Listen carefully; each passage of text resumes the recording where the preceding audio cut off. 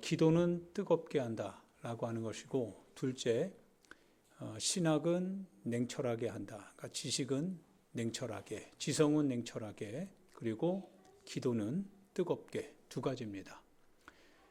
하나님 앞에 기도하며 하나님 앞에 우리의 몸짓으로 나아갈 때는 뜨겁게, 열정적으로 그렇게 하되, 그러나 우리가 하나님의 말씀을 묻고 그 말씀을 연구하며 하나님께서 우리 가운데 무엇을 말씀하고 계시는지에 대해서 그것을 추적해 나가고 발견해 나가기 위해서는 그것을 냉철하게 그리고 차갑게, 그것이 제 인생에게 주어진 내 스스로 새겨놓은 하나의 철칙이었습니다. 그래서 하나님 앞에 문제가 있을 때마다 산에 가서 이제 기도할 때는 뜨겁게 기도하고, 그러나 공부할 때는 차갑게 그리고 냉철하게 그렇게 공부하고 분석하고 그리고 추구해 나가는 거죠. 지금도 역시 마찬가지입니다. 마찬가지이기 때문에 여러분에게 있어서도 마찬가지입니다. 예배를 여러분이 우리 가운데 드릴 때 예배는 몇 가지 요소들이 있죠. 첫 번째는 기도하고 그리고 의식 속에 있는 예배입니다. 기도할 때는 뜨겁게, 찬양할 때도 열정적으로, 그러나 말씀을 전하는 자나 듣는 자나 듣고 전할 때는 이성적으로 그리고 지적으로도 차갑게 냉철하게 잘 듣고 잘 새겨야 되는 겁니다.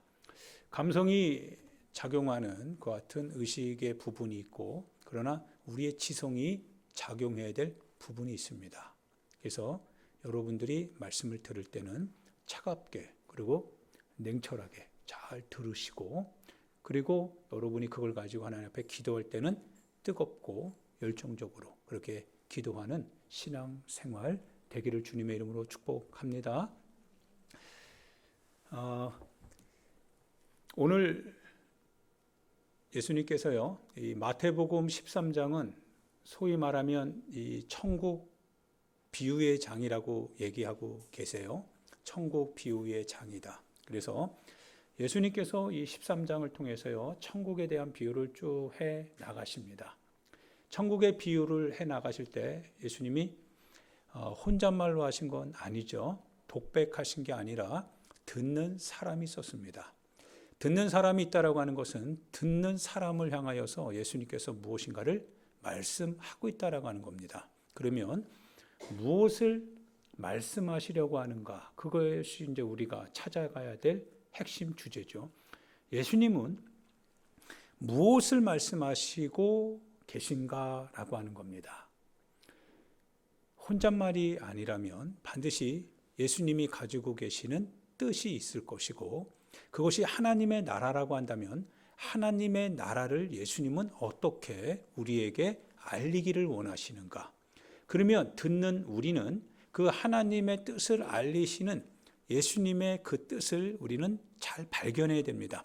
정확하게 발견해야 되지, 그 하나님의 나라를 우리에게 소개해 주시는 예수님의 뜻과 상관없이 우리가 원하는 하나님의 나라를 발견하면, 그러면 크게 이제 오차가 생기게 되고 우리 영혼의 그릇된 방향이 정해지게 됩니다. 그래서 여러분과 제가 이 어떻든지 간에 하나님의 말씀을 우리가 볼 때는 조금 우리 자신을 좀 이렇게 내려놓고 하나님께서 예수님을 통해, 예수님이 하나님이시죠. 그분이 우리에게 말씀하시는 바가 무엇인가 라고 하는 걸 잘 들어야 될 필요성이 있습니다. 반가워 재현아, 같이 말씀을 잘 듣자. 네 가지 비유가 나오죠. 먼저는 천국에 대한 비유를 오늘은 씨 뿌리는 자의 비유만 여러분과 함께 나누지만, 그러나 씨 뿌리는 자의 비유가 있고, 그리고 알곡과 가라지의 비유가 있죠. 그리고 겨자씨와 같다 하나님의 나라는 겨자씨의 비유가 있습니다. 또 하나는 값진 진주를 찾는 어떤 장사꾼의 비유가 있기도 하지요. 그리고 천국은 밭에 감추인 보화와 같다라고 하는 비유도 하십니다. 공통되는 그 내용이 무엇일까 찾아봤는데요. 공통되는 내용은 실은 다 하나님의 나라는 드러나 있지 않더라 이거예요. 그러죠? 드러나 있지 않습니다.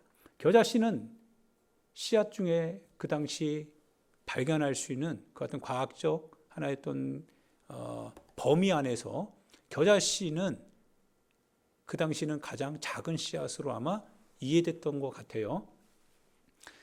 이 겨자씨가 하나님의 나라와 같다고 말합니다.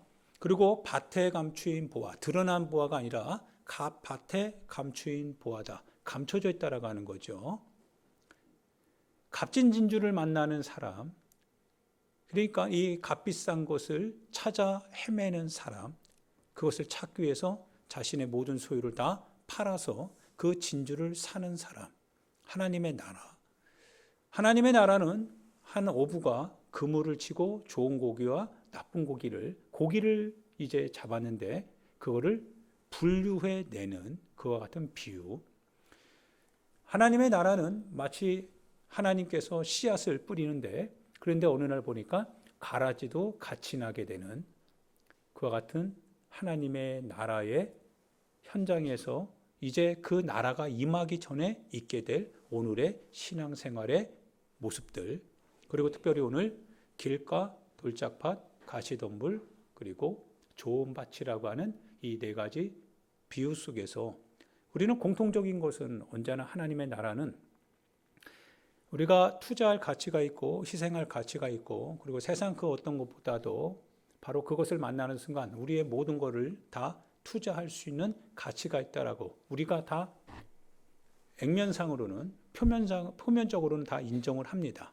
그러나 실제적으로는 그것이 그리 탐탁치 않게 되죠. 그것이 이제 우리의 희생을 요구하기 때문에 그것을 희생을 치르는 그 지점에 딱 쓰면 굉장히 우리로 하여금 어색하게 만들고 갈등을 일으키기도 합니다. 그래서 언제나 숨겨져 있다는 거예요. 겉으로 드러나는 하나님의 나라가 아니라 그 나라를 가져야 될 우리 자신들이 가져야 될 그 순간에는 그 나라가 언제나 숨겨져 있다라고 하는 뜻과 같습니다.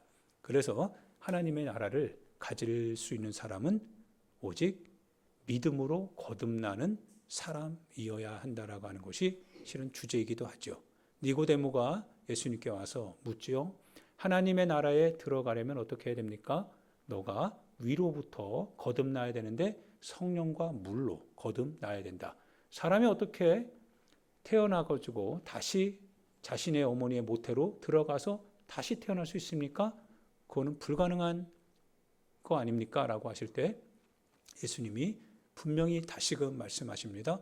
거듭나야 되는데 육체적인 거듭남이 아니라 영적인 거듭남이 있어야 된다. 즉 회개해야 된다라고 하는 것을 우리 가운데 말씀해 주셨습니다. 즉 회개하여서 그래서 예수님을 그리스도라 고백하고 나의 삶을 그리스도의 삶으로 방향 전환해야 된다라고 하는 바로 이 사실. 그런데 이것은 혈과 육으로 나는 것이 아니기 때문에 내 의지, 내 지성으로 되는 게 아닙니다. 내가 거듭나겠다라고 해서 거듭나는 게 아니라 이 부분에 있어서는 다만 우리가 하나님께 전적인 매어 달림이 있어야 된다. 매어 달린다고 해서 되는 것이 아니라 매어 달릴 때 하나님의 자비와 은혜가 있어야 된다라고 하는 측면에서 이것은 도무지 하나님의 나라에 들어가려고 하는 거듭나는 이 조건에 사람이 할 수 있는 것은 실은 하나도 없다라고 하는 겁니다. 그래서 이것이 우리가 구원을 받는 것은 바로 이것이 그래서 하나님의 은혜요, 하나님의 선물이 되는 겁니다. 그래서 이 선물과 이 은혜가 우리의 계산법으로 되지 않기 때문에 우리는 다만 우리에게 주신 이 은혜와 이 구원을 하나님 앞에 감사하지 아니할 수 없다라고 하는 거죠. 이것이 하나의 논리적인 신앙의 구원을 얻는 과정이기도 합니다. 사랑하는 여러분, 그러면서도 예수님께서요, 이제 네 가지 비유를 통하여서 말씀해 주시는데 똑같은 하나님의 말씀을 듣는 여러분과 나를 향하여서 이 말씀을 전해 주십니다. 어떤 밭은 길가 같은 밭이 있다. 그 밭은 곧 여러분이죠. 여러분과 그리고 내가 속해 있는 마음의 밭입니다. 하나님의 말씀이요, 지금도 여러분과 나에게 전달되어지고 있습니다. 그런데 어떤 밭은 길가와 같아서 그 밭에 씨앗은 떨어지지만요, 그 씨앗이 열매를 맺기에는 그 밭에 떠돌아다니는 이 마귀의 그 같은 영향력 아래에서 그 하나님의 씨앗이 심겨져야 되는데, 문제는 심겨져야 되는데 길가다 보니까 이게 딱딱한 거예요. 즉 더 이상 심겨질 수가 없다 이거예요. 심겨질 수가 없으니까 그대로 노출되어진 하나님의 말씀은 그대로 마귀에 의해서 없어지더라 이거예요. 사라지는 거죠. 이런 사람이 있다라고 하는 겁니다. 예수님이 우리 가운데 비유로 해주시는 씨 뿌리는 자의 비유입니다. 너무나 익숙하게 알고 있어요.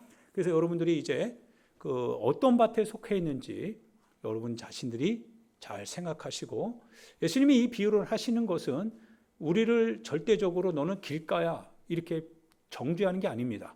예수님이 네 가지 비유를 통해서 말씀해 주시려고 하시는 것은 그런즉 너희들이 어떤 밭이 되어야 하는가라고 하는 것에 대한 주님의 간청이 담겨져 있는 거죠. 하나님의 나라는 반드시 열매를 맺을 수밖에 없다라고 하는 거예요. 열매를 맺는데 그 열매는 반드시 감춰져 있기 때문에 사람이 그것을 발견하기 위해서는 반드시 자기 자신이 가지고 있는 모든 것을 투자해서 그것을 사야 된다라고 하는 거예요. 그 말은 나를 뭐예요? 주님께 다 드려야 된다라고 하는 겁니다. 왜? 주님의 거니까요. 내 자신을 주님께 드려야 된다라고 하는 뜻은 무엇이냐면 내가 주님 안에서 죽고 주님 안에서 다시 살아야 된다라고 하는 의미와 일맥상통하죠. 죽어야 산다라고 하는 거예요. 죽어야 산다. 그래서 이 길가와 같은 밭에 떨어진 이 씨앗은요, 이 씨앗은 더 이상 열매를 맺지 못하기 때문에 그래서 마귀가 있다라고 하는 거예요. 마귀가 지금도 여러분들로 하여금 못 듣게 한다라고 하는 거예요. 못 듣게 하는 방식은 다양하겠죠. 듣는 것 같지만 생각은 딴 데가 있죠. 누가 그런 생각을 주게 하느냐? 이것도 마귀의 역사라고 하는 거예요. 여러분의 신체적인 약점을 이용해서 여러분으로 하여금 하나님의 말씀을 듣지 못하게 합니다. 못 듣는데 듣는다라고 말할 수는 없습니다. 못 듣는 건 엄격하게 말해서 못 듣고 있을 뿐입니다. 그래서 하나님의 말씀은 그냥 지나쳐 갈 수밖에 없습니다. 때로는 하나님의 말씀을 들을 때요, 그 말씀이 내가 원하는 것과 다를 때 못 듣게 됩니다. 그래서 내 마음을 주가 되게 해서 하나님의 말씀이 지나쳐가게 합니다. 이것도 역시 못 듣는 거죠. 때로는 하나님의 말씀을 듣는 듯 하지만 그러나 그 말씀이 오히려 내 자신의 어떤 여러 가지 지적인 어떤 추구하는 방향과 달라서 그것이 충돌을 일으켜서 그 말씀을 내가 밀어내게 됩니다. 밀어내게 하는 것은 주님의 뜻이 아니겠죠. 받으면 내 영혼의 생명이고 유익하지만 밀어내는 작업을 하게 하는 것이 격동시킨다 이 표현을 합니다. 격동시켜서 밀어내게 하는 것은 역시 사단의 역사겠죠. 그래서 사단이 두루두루 우리 가운데 지금도 돌고 있다라고 하는 사실입니다. 이놈이 있기 때문에 실은 우리가 더 긴장감 있게 살아야 되는 거죠. 그놈이 있습니다. 두 번째는 돌짝밭에 대한 비유를 합니다. 돌짝밭은 흙이 좀 얕습니다. 흙은 얕지만 그러나 하나님의 말씀이 떨어질 때 그 말씀이 이제 그 사람의 돌짝밭 같은 사람의 마음에 떨어질 때 그 뿌리가 내리기 시작합니다. 뿌리가 내린다라고 하는 것은 그 말씀이 내 심령 안에 받아들여졌다라고 하는 뜻과 같지요. 받아들여졌습니다. 예, 이해는 됐어요. 이제 내가 그 말씀을 내가 받았습니다. 그러면 거기서 된 거 아니겠습니까? 하나님의 말씀을 내가 감사로 내가 감격함으로 받았으면 거기서 된 것 같은데, 그런데 하나님의 말씀이 살아있다라고 하는 게 문제입니다. 하나님의 말씀이 죽어 있다면, 그래서 그 말씀을 내가 받았을 때 마치 죽은 장난감을 내가 어린아이가 받아서 그걸 가지고 기뻐해서 즐거워해서 거기서 끝나면 상관없겠는데, 근데 그 말씀은 장난감과 같지 않아서 살아있다라고 하는 겁니다. 살아있다라고 하는 뜻은 무엇이냐면 주권이 있다라고 하는 거예요. 그 말씀에 권한이 있다라는, 권세가 있다라고 하는 거예요. 그래서 그 권세가 내 안에서 여러 가지 일을 일으켜냅니다. 그분의 주도권이 내 안에서 변경되지 않기 때문에 그분의 주도권 같은 그런 강한 힘이 없다라고 하는 거예요. 그래서 그 강한 힘에 압도당했을 때 너무나 기뻤던 거예요. 하나님의 역사를 만나니까 얼마나 기쁘고 감사해요. 그분의 말씀이 나를 압도하니까 내가 은혜 받았다라고 말하지 아니할 수 없습니다. 그런데 문제는요, 이제 내가 내 삶을 살아가는데, 그런데 압도당할 때 그분의 그 힘이 여전히 내 안에서 계속적으로 작용하기를 원하는 거예요. 근데 나는 지금 지쳐 있거든요. 나는 그런 상황에서 뭡니까? 그거를 결단하기에는 내가 지금 힘이 미치지 못하고 있거든요. 그런데 그분의 사랑과 그분의 열정은 나를 계속 끌고 가는 겁니다. 끌고 가요. 그 끌고 가는 그 힘에 대해서 내 속에서 갈등이 일어나고 어려운 일을 이제 경험하게 되고, 그러다가 사람과의 관계에서 부딪히게 되고 환경과의 관계 안에서 내가 더 이상 그거를 극복해 나갈 수가 없는 지경까지 갑니다. 근데 그분의 말씀이 결코 인격적으로 수그리려고 하질 않으세요. 그래서 그분은 이렇게 얘기하시는 것 같아요. 나를 믿고 따르라는 거예요. 네 짐을 나에게 맡기라는 거예요. 그리고 내가 너에게 주는 짐을 네가 지고 가라는 거예요. 그래서 내 멍에는 쉽고 내 짐은 가볍다라고 예수님이 말씀하시면서 무겁고 수고하고 무거운 짐진 자들아 다 내게로 오랍니다. 즉 우리의 수고와 우리의 무거운 짐을 그거를 지고 가는 게 힘들기 때문에 주님 앞에 내려놔야 되는데, 그것이 무겁고 수고할 수밖에 없는 짐이 되었던 이유는 그거를 내가 잡고 있을 수밖에 없는 상황이었다라는 거예요. 그걸 놓으면 안 될 것 같은 그 같은 하나의 절박함이 있었다라는 거예요. 그것이 내 인생의 정체성이기도 했다라는 겁니다. 근데 그거를 이제는 내려놓으라고 하니까 이게 어려운 거예요. 내가 지금까지 살아온 방식인데요. 그런데 이제 주님이 주시는 짐을 지라는 거예요. 그 짐을 나에게 맡기고, 여기에서 이제 밀려나지 아니하시는 그 주님의 주권이요, 내가 지금까지 살아온 주권과 이제 충돌을 일으킨 겁니다. 갈등이 되죠. 갈등이 되기 시작합니다. 하나님의 말씀이 내 속에서 살아있다는 증거입니다. 그 말씀이 살아있는 만큼 내 자신을 향해서 이제 싸우기 시작하는 거죠. 그러고 나서 이 하나님의 말씀에 내가 순종할 수 없다라고 이제 결정을 하게 됩니다. 그래서 그 말씀은 거의 더 이상 이제 자라지 못하게 되죠. 이 비유를 예수님께서 돌짝밭에 떨어진 씨앗은 돌 위에 떨어져 있으니까 흙이 잠깐 있기 때문에 뿌리는 내려서 자라는 것 같지만 싹이 났지만, 그러나 태양이 뜨니까 그 자결하는 태양 앞에 견딜 수 없어서 결국 말라 죽더라 이겁니다. 그러한 일들이, 그러한 성도가 있다라고 하는 사실입니다. 세 번째 성도는요, 가시덤불 위에 떨어진 씨앗과 같은 성도라고 했습니다. 가시덤불이 씨앗과 함께 자라게 됩니다. 우리가 씨앗을 뿌리면 잡초도 분명히 같이 자라게 되죠. 그래서 분명히 풀 매는 작업을 해야 됩니다. 매지 않으면 잡초가 더 빨리 자라거든요. 곡식보다 잡초가 더 빨리 자라게 되면 곡식의 그와 같은 튼실함은 사라지게 됩니다. 이 가시덤불은 특별히 가시가 돋치기 때문에 이 가시로 말미암아 잎사귀가 이렇게 나면 가시에 찔려서 잎사귀가 막 찢어지는 겁니다. 그러면 이 잎사귀도 생존을 위하여서 자꾸 오므라지게 되는 거겠죠.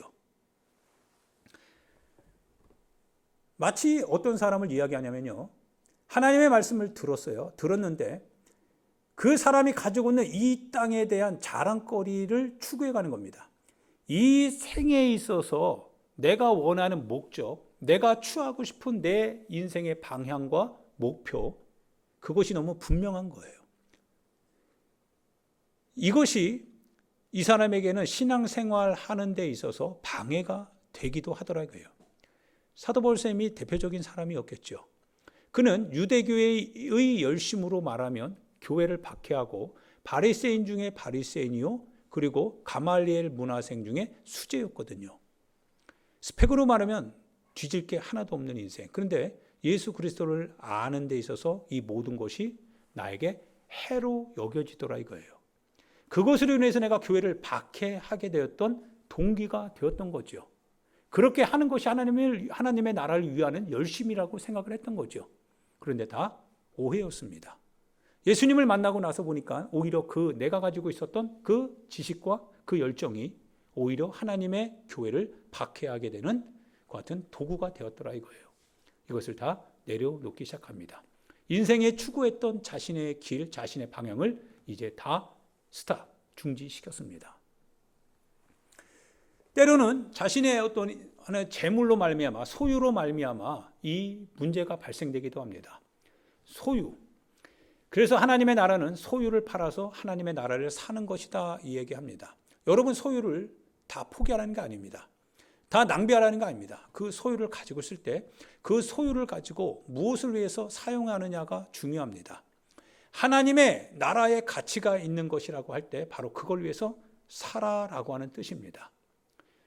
하나님의 나라를 위하여서 여러분의 그 같은 재정생활이 이루어져야 된다는 겁니다. 그런데 이 가시 덤불이에 떨어진 씨앗은 점점 자라나는데, 그런데 이 가시가 같이 자람으로 말미암아 결국 질식하여 그 열매를 맺지 못하였다 표현합니다. 즉 너무나 하나님의 나라를 향한 가치보다 자기가 가지고 있는 가치가 더 점점 부풀어 올랐던 거지요. 부풀어 올랐습니다. 그러다 보니까 그것이 신앙을 포기하지는 않았는데 내가 잘하는 신앙보다 내가 원하는 것과 같은 가치 추구가 더 이게 크게 자라다 보니까 그 가치 추구가 나쁜 게 아닙니다. 신앙 안에서 가치 추구하는 사람은 얼마나 위대한 사람이 되는지, 그건 뭐 성경 역사를 보면 웨슬리라든지 아니면 많은 종교개혁자들이라든지 이런 분들은 그 세상을 향한 가치 추구, 인생을 향한 가치 추구가 하나님의 신앙과 맞물려서 위대한 역사를 이루었던 사람들이거든요. 그러나 이 가치 추구가 만약 하나님의 뜻 앞에서 그것이 융합이 안 된다면, 일치가 안 된다면 가치 추구하는 것이 신앙의 가치 추구와 이제 부딪히게 되고, 그러면서 오히려 신앙이 양보하게 됩니다. 신앙을 포기하고 내가 원하는 걸 얻기 위하여서 이제 그쪽으로 나아가게 되더라 이거예요. 열매를 맺지 못하는 거죠. 이게 대표적인 것이 이제 안식일 개념이기도 하죠. 안식일 날 우리 하나님께서 에스겔서에도 분명히 말씀하시기를 안식일을 통하여서 너와 나 사이의 표징이 되겠다고 했어요. 너와 나 사이의 표징, 그것은 곧 안식일 개념이라고 했습니다. 그런데 너희가 내 안식일을 거룩하게 여기지 않는데요. 거룩하게 여기지 않는 그들을 향하여서 선지자들은 이야기합니다. 괜찮다는 거죠. 그래서 에스겔서 13장에 보면 그 선지자들의 말, 그리고 그들이 유혹을 받아 내가 하지 않았는데 그런 말을 하게 될 때 그들도 역시 불순종하는 자와 똑같은 형벌을 주님이 허락받게 하시겠답니다. 주님이 정죄하시겠다는 거죠. 하나님은 그런 말씀을 하신 적이 없었거든요. 사랑하는 여러분, 그래서 이 가시덤불은 어떻게 보면 우리가 원하는 것을 얻게 만드는 우리의 어떤 삶의 현실의 같은 규범, 제도, 아니면 현실적인 어떤 삶의 방법, 가치, 사람들이 같이 함께 어우러져서 그것을 우리 가운데 이렇게 사는 것이 좋은 삶이 아니냐라고 말하는 같은 통념이라고도 말할 수 있을 겁니다. 문제는 그거 어기라고 하는 게 아닙니다. 그러나 그것과 하나님의 말씀이 상충된다면 반드시 어느 것 하나를 선택해야 될 것이고, 어느 것 하나를 선택하게 될 때에는 반드시 어느 것 하나를 포기해야 된다라고 하는 것 때문에 결국 하나님의 말씀이 포기되는 일이 벌어지는 그 사람, 이 사람이 가시덤불에 떨어진 사람이다, 이렇게 표현을 하게 되는 거죠. 어떤 사람입니까? 사랑하는 여러분, 여러분과 제가 길가, 돌짝밭, 가시덤불 그 가운데 어느 밭을 소유한 사람입니까? 그런데 예수님께서 여기 말씀을 하십니다. 좋은 밭에 대한 얘기를 하세요. 좋은 밭에 떨어진 씨앗은요, 그 씨앗이요, 좋은 밭과 만나니까 그 씨앗이 열매를 맺더라 이거예요. 우리 사랑하는 재민이나 재현이가 개인적으로는 그렇습니다. 우리 믿지는 않지만요, 아직 깊이 들어오지는 못하고 있지만, 그러나 하나님의 말씀이 가지고 있는 이 숨겨진 그 비밀, 마치 숨은 그림 찾기랑 똑같은 것 같아요. 이 숨은 그림 찾기를 시작하고 그래서 그 그림을 한번 찾아봤으면 하는 마음이 간절합니다. 즉 하나님의 말씀을 들을 때 그 말씀을 듣고 한번 자신의 삶의 현장에서 숨은 그림, 즉 그 말씀 속에 감춰진 하나님의 진실한 뜻, 그리고 실제적으로 그분이 행하시겠다라고 하는 그 약속, 그것이 어떻게 이루어지게 되는지를 한번 찾아봤으면 좋겠습니다. 그냥 그것은 종교적인 이야기고 교회 가면 늘상 하는 이야기일 뿐이야. 그건 목사님이니까 하는 얘기지 라고 하는 식이 아니라 그 하나님의 말씀을 들을 때 그 말씀이 과연 하나님이라고 하는 그분의 인격이 그 안에 있다고 하는데, 그리고 그 말씀은 살아있다고 하는데, 그러면 그 말씀이 살아있다고 하는데 살아있는 그 말씀이 왜 내 안에서는 나와 상관없이 나와 전혀 동떨어진 것 같이 그렇게 나는 오늘 살고, 그리고 하나님의 말씀은 그렇게 내 밖에서 그렇게 우두커니 서서 바라만 보고 있는 것인가 라고 하는 질문을 던지면서 한번 자신의 삶 현장에서 하나님의 말씀을 듣고 그 말씀대로 한번 살아보면 어떨까라고 하는 생각을 갖게 돼요. 하나님의 말씀을 한번 읽고 그래서 그 말씀을 가지고 한번 도전해 보면 하나님이 어떤 역사를 하시는지 그걸 한번 찾아봤으면 좋겠다, 이런 권면의 말씀을 드리고 싶습니다. 사랑하는 여러분, 하나님의 역사는요, 여러분과 나의 삶 현장에서 분명히 오늘도 일하고 계시는 게 사실이지요. 하나님의 역사가 살아있지 않다고 한다면 여러분과 제 자신이 오늘을 살아가되 신앙으로 살아가는 이 모든 삶이 아마 부질없는 삶이 될 수밖에 없을 겁니다. 그런데 하나님의 말씀은 살아있고 말씀하신 분이 살아있기 때문에 그 말씀은 살아있는 것이고, 살아있기 때문에 오늘도 그분이 말씀 안에 우리 가운데 허락해 주신 약속은 여전히 유효한 약속이지요. 기간이 경과된 것이 아니라 여전히 우리 가운데에서 지금도 생생하게 활성화되어진 하나님의 말씀 안에 있는 약속이겠지요. 그래서 여러분과 내가 그 약속을 믿고 그거를 소망하는 중에 우리의 삶에서 하나님의 뜻대로 살아가게 되면 하나님의 놀라운 열매를 아마 맺히게 될 것입니다. 진정한 추수감사주일이 무엇일까요? 진정한 추수감사주일은 실은 내 영혼의 구원이지요. 하나님께서 원하시는 추수감사는 무엇일까요? 하나님이 원하시는 추수는 무엇일까요? 하나님이 우리에게 주신 것을 우리가 추수함으로 우리가 하나님 앞에 감사할 때 하나님은 우리를 통해서 무엇을 추수하기를 원하실까요? 하나님은 우리를 향하여서 추수하기를 원하실 때 그 추수할 수 있는 그 같은 우리가 주님께 드릴 수 있는 그 열매는 어떻게 보면 하나님의 말씀대로 살아감으로써 우리가 우리의 삶에서 드러나는 하나님의 영향력 아닐까 싶습니다. 영향력 있는 성도가 되어야 됩니다. 그것이 바로 행동하는 신앙인입니다. 하나님의 말씀을 듣고 하나님의 말씀대로 그거를 살아가는 성도의 삶. 그 말씀이 그 속에 살아있기 때문에 그렇게 행동할 수 있는 그러한 삶. 하나님께서 이렇게 얘기하시겠죠. 내 말씀이 너 안에 살아있으니까, 살아있는 그 말씀이 너 안에서 그 주권을 잃어버리지 않으니까 너의 삶이 내 말씀 안에서 이렇게 열매를 맺고 순종의 결과로 나타나게 되는구나 라고 아마 주님이 말씀하시겠지요.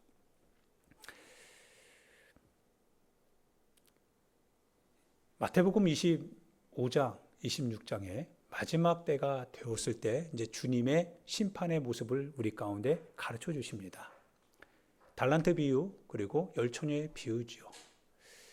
주님이 살아계시고 그리고 살아있는 주님이 우리의 삶에서 살아있는 말씀으로 우리가 살아간 증거가 반드시 열매로 드러날 것을 주님이 아시기에 우리에게 결산을 요구하십니다.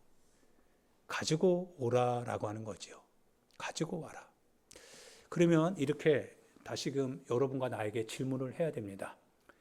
냉철하게 한번 여쭤봐야 됩니다. 여러분 자신에게 여쭤봐야 됩니다. 주님께 무엇을 가지고 갈 수 있는가? 나는 주님 앞에 무엇을 가지고 갈 수 있는가? 하나님의 말씀이 살아 있습니다. 하나님께서 살아 계십니다. 그분이 내 안에 역사하고 계십니다. 그분이 지금도 그분의 주권을 포기하고 있지 않습니다. 그분은 오늘도 그때나 지금이나 동일하게 오늘도 우리에게 요구하고 계십니다. 하나님의 계명을 우리에게 요구합니다. 철회하실 주님이 아니십니다. 십자가에 죽기까지 순종하실 뿐입니다. 사람들이 다 떠나가고 사람들이 주님을 모른다고 하면서 십자가에 처형할 때도 주님은 그 주님의 뜻에 순종하는 것, 계명대로 살아가는 것을 철회하지 않습니다. 그 주님이 여러분과 나에게 물어보시는 거죠. 그 주님이 그분의 주권을 여러분의 삶의 현장에서 드러내기를 원하시는 거죠. 이제 우리가 주님 앞에 가면 우리가 추수한 것을 주님께 이제 맡겨야 됩니다. 드려야 됩니다. 무엇을 드릴 수 있을 것인가? 한번 생각해 볼 만한 것 같은 주제가 아닌가 싶습니다. 할렐루야. 사랑하는 여러분, 다시금 한번 이제 미얀마를 한번 생각해 보게 됩니다. 그러면서 다른 목사님께도 이제 제가 아는 목사님 함께 할 수 있으면 좋은 목사님께 여쭤봤더니 그분들이 여러 가지 상황과 정황으로 인해서 어렵다라고 말씀을 하시길래 여하튼 간에 그 요청을 들은 사람이 저니까 그래서 제가 그 요청을 들은 만큼 반드시 그것을 해결해야 될 책임도 분명히 제 안에 있습니다. 그래서 다른 목사님께도 이제 여쭤봅니다. 그리고 의견을 물어보고 이러한 일이 있습니다. 그리고 이러한 상황이 있습니다. 함께 동참을 촉구합니다. 물론 어떻게 동참하실지는 잘 모르겠어요. 할 수도 있고 못할 수도 있습니다. 그런데 제 가슴 속에는요. 그걸 일단 한번 들으니까 그 간청하는 그 친구의 그 소리가 계속적으로 떠나질 않는 거죠. 문 두드리면서 나에게 요청하는 것이 자기는 그런 힘이 없다는 거예요. 그러면서 나에게 떡 세 덩이를 빌려주라라고 하는 그 같은 탄원을 하고 있는 것 같아요. 예수님께서 하신 비유이기도 하지요. 우리의 신앙의 열매는 무엇입니까? 지금도 여러분 주변에는 아마 여러분이 가지고 있는 것에 대해서 그것이 굳이 소유가 아닐 수도 있습니다. 그거라고 생각하지 않으시면 더 좋겠습니다. 뿐만 아니라 여러분의 다른 무엇인가 여러분이 가지고 있는 어떤 여러분만의 달란트가 될 수도 있습니다. 여러분이 섬길 수 있다고 한다면 순종할 수 있다면 가능할 수 있는 그 같은 일들이 될 수도 있습니다. 그런데 누군가는 그거를 필요로 하고 있는 겁니다. 그 필요를 가지고 있는 바로 그 사람이 이제 순종을 하면 우리에게 요구하는 그 사람의 요구가 이제 해결이 될 겁니다. 어떻게 보면 이 얘기는 마태복음 26장에 있는 예수님의 얘기와 같습니다. 내가 나그네 되었을 때, 내가 헐벗었을 때, 내가 굶주렸을 때, 내가 병들었을 때, 내가 감옥에 갇혔을 때 그분이 바로 주님이시라고 하는 거죠. 갇힌 사람들, 가난한 사람들, 헐벗은 사람들 자기 스스로는 해결이 안 되는 겁니다. 그래서 이웃의 도움이 필요한 겁니다. 강도 만난 어떤 사람, 그 사람은 거반 죽은 것 같아서 누군가가 그를 치료해 주지 않으면 살 수 없는 사람입니다. 그래서 예수님은 레위인도 그냥 지나가고 그리고 제사장도 그냥 지나가지만 그러나 하나님의 법과 상관없을 것 같았던 그 사마리아 사람이 그 사람을 들추었고 자신이 가지고 있는 포도주로 소독하고 기름으로 감람유로 발라서 그 상처를 마치 연고받듯이 씻겨주더라 이거예요.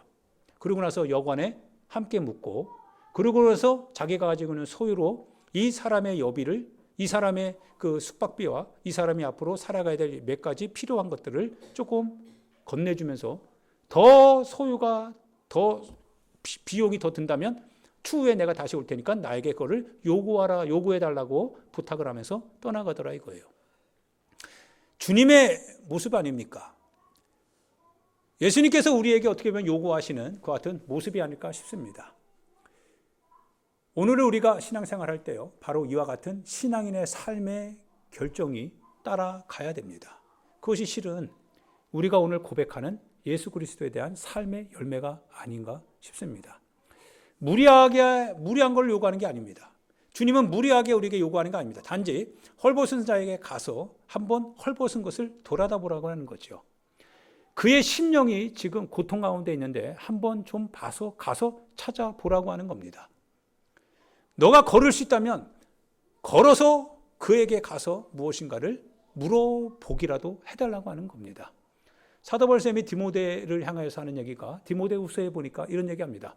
사도 바울이 감옥에 갇혔는데요, 오네시보로라고 하는 사람이 이 사도 바울쌤이 갇힌 것을 부끄러워하지 않고 계속 찾아봤다고 합니다. 많은 사람들이요, 사도 바울 선생님을 통하여서 복음을 들었지만 그러나 다 떠나갔다고 했습니다. 그런데 오직 한 사람, 오네시보로를 바로 사도 바울이 기억하면서 그는 내가 갇힌 것을 부끄러워하지 아니하고 내가 갇혔을 때 나를 돌아보았다라고 표현을 하면서 교회가 이런 사람들을 살피고 주께서 그를 환난의 때에 그를 건지시기를 원하노라라고 사도 바울쌤이 기도를 하더라 이거예요.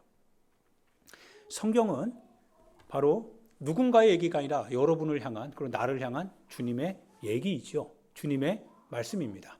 그분이 이 말씀을 하실 때는 바로 다른 누군가를 향하여서가 아니라 여러분과 내 자신을 향하여서 들을 수 있는 자는 들어라라고 하시는 그 메시지이십니다.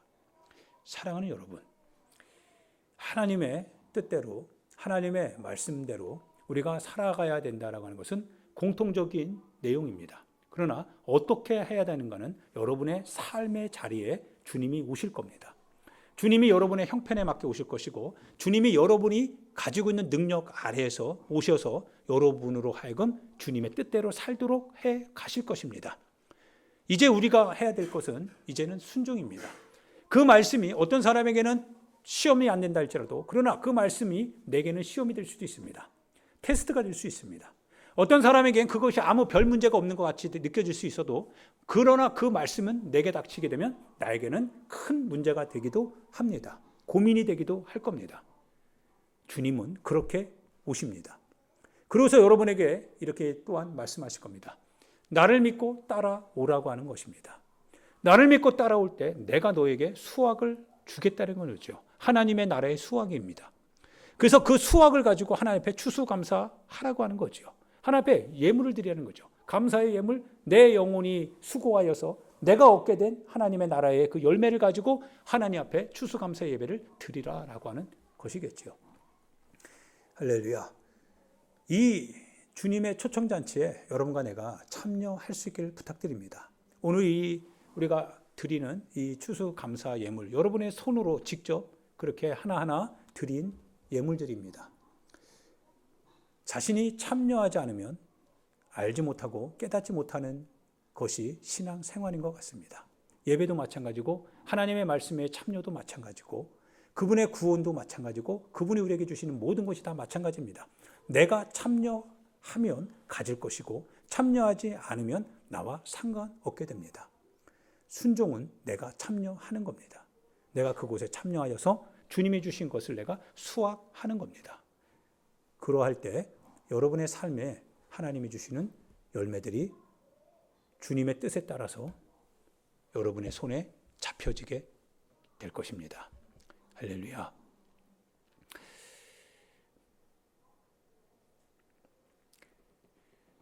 할렐루야. 주님이 하실 겁니다. 그리고 주님이 하고 계십니다. 그분은 살아계십니다. 그분은 살아계셔서 그분의 뜻에 여러분 자신과 내가 순종하고 그분의 뜻에 참여하기로 결정하면 여러분은 좋은 바, 나도 좋은 바. 그래서 때가 되면 그 열매가 여러분을 기쁘게 하고 나를 기쁘게 하고 하나님을 기쁘시게 하는 놀라운 결과로 이어질 것입니다. 좋은 바 됩시다. 좋은 바 되어서 하나님의 나라를 추수할 수 있는 그러한 축복이 여러분과 제 안에 있기를 예수님의 이름으로 축원드립니다. 이 시간 우리 같이 하나님 앞에 기도합니다. 사랑하는 여러분, 하나님의 말씀에 한번 우리가 침입했으면 좋겠습니다. 침노하는 자의 것이라고 했습니다. 하나님의 나라는 기다려서 얻는 것이 아니라 우리가 적극적으로 침투에 들어가는 겁니다. 믿음을 가졌기 때문에요. 한 단계 한 단계 밟아가는 그와 같은 옛 유대인의 계명을 쫓아가는 삶이 아니라 믿음을 가지고 한 번에 그분 안으로 들어가는 그와 같은 침투하는 삶입니다. 믿음을 가졌기 때문에 내가 그분을 믿는다라고 하는 그분의 인격을 수용하고 그분의 능력을 내가 물타기 하듯이 그분을 타서 그리고 그 나라로 침투에 들어가는 겁니다. 하나님의 나라가 주어진다고 했어요. 하나님의 나라가 있다고 했습니다. 우리의 행위가 아닙니다. 우리의 결정, 우리의 어떤 선택을, 계명을 추구해가는 그런 결정과 선택이 아니라 다만 그분 안에서 내가 내 인생을 걸고 그분의 뜻을 따르겠다라고 하는 믿음의 선언입니다.